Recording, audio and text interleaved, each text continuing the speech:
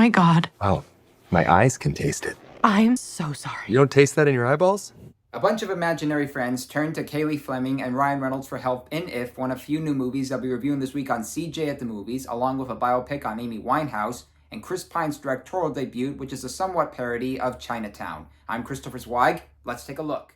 Our first movie is If, the latest movie from writer-director John Krasinski, and telling the story of imaginary friends known as Ifs whose kids have grown up to the point when they can't see or hear them anymore, but only two disenchanted humans are able to see them and reluctantly agree to help them. Kaylee Fleming and Ryan Reynolds are those two humans. You could save all of us! All of who? And don't say ifs. Let him say it or I think his head may actually explode. Fine.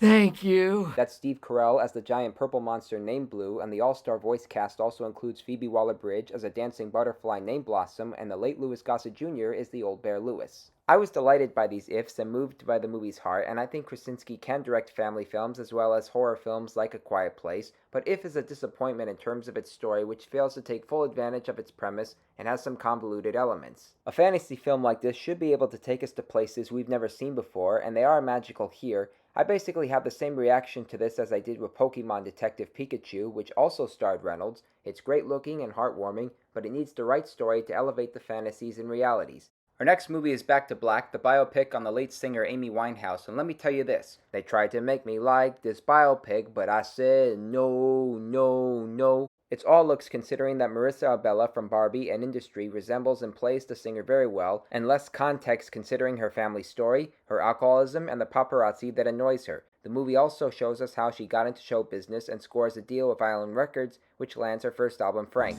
Sound as if you're reading from some other tired script, cause I'm not gonna meet your mother anytime. I just wanna grip your body over mine.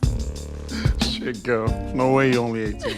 Then we also get Jack O'Connell as her cokehead lover, Eddie Marsan as her father, and Leslie Manville as her grandmother. Back to Back looks great with the shots of Amy singing and suffering through her own pathos. It's quite attractive, especially when Abela ignites those screams of momentum. If only the overall movie was a reflection on that. It's all cut and paste with the narrative, and I feel the singer deserves a better story than what was told here.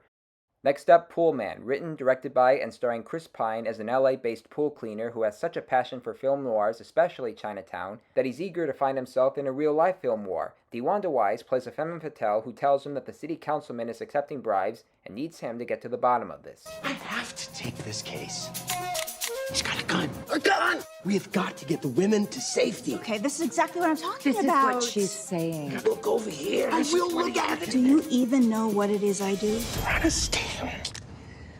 That's Jennifer Jason Leigh as Pine's girlfriend, and Annette Bening and Danny DeVito as his married friends who are also working on a documentary with him as he's also trying to make the city a safer place. I love Los Angeles, and I'm fighting to make it a better place. Chris Pine could care less about what we critics have to say about Poolman because he considers it to be his passion piece, and I'm very happy he enjoyed making this movie, but speaking from my opinion and given his IMDb page listing his much better roles, Poolman is a dreadful hack job, and I think he can do better than this. Next up, Final Wager, a small-time film with only two familiar names like Michael Madsen and Tom Arnold, and a gambling premise that sounds cheaper than a holiday discount. The story takes place on Christmas Eve and introduces us to a recovering gambling addict played by Scott Hamdunes, whose adoptive mother has to leave her retirement home, and whose bartender girlfriend he plans to propose to. He's in desperate need of cash and discovers from his gambling charts that he had only winning streaks on Christmas Day. So, desperate times calls for desperate measures. I need a bookie. Who do you like? 30K on the Charger. 30? Are you high? He's gonna place a bet that he cannot cover, and he's gonna ruin his life and Lisa's life. The streak works and he wins every bet on Christmas with some help from his idiot foster brother and gambling agent played by Trevor Pinnick, but of course there has to be a villain, here in the form of his support group host played by Madsen. Final Wager is also labeled a comedy, and there are a few laughs from time to time, but I think we can agree it's more of a Hallmark Channel movie than a normal movie. It's the cornball plot and supposedly Christmas miracles that detract our attention. Let's not and say we did. And our last movie is the best movie on this week's show and features one of Letitia Wright's best performances. It's called Aisha, and she plays a Nigerian refugee named Aisha who relocates to Ireland following an attack in her country that killed her father and brother, and now she struggles with her work and living space while hoping to be granted asylum in the Emerald Island. Josh O'Connor, currently in Challengers, has another fine role, this time as an ex-con working as a security guard who takes a liking to Aisha. Just be normal. Why do you look so stressed? Aisha, what led you to seek protection? You want me to say more? If you can. I just ask so much questions. Aisha, there's a letter there for you. What is this? You can't move me. I have my job here. My solicitor is here. I'm sorry. The last half hour is as vibrant as it is profoundly acted. It's about how this young refugee can make it in Ireland and if she can make it her permanent home. Aisha is a beautiful, sad, and wise movie in that very notion, and Wright displays the correct range of emotions in terms of the film's subject matter. I watched it on YouTube a few days ago, and I want to spread the word of it as much as I can. Recapping this week's new movies: thumbs down for If, thumbs down for Back to Black, thumbs way down for Poolman, thumbs down for Final Wager, and finally, thumbs way up for Aisha. Well, those are the new movies I'm reviewing this week. I'm Christopher Zweig. Stay safe, and I'll see you at the movies. For more amazing content, please like and subscribe to my channels, and please read my reviews at cjatthemovies.com and download the new HD Radio app.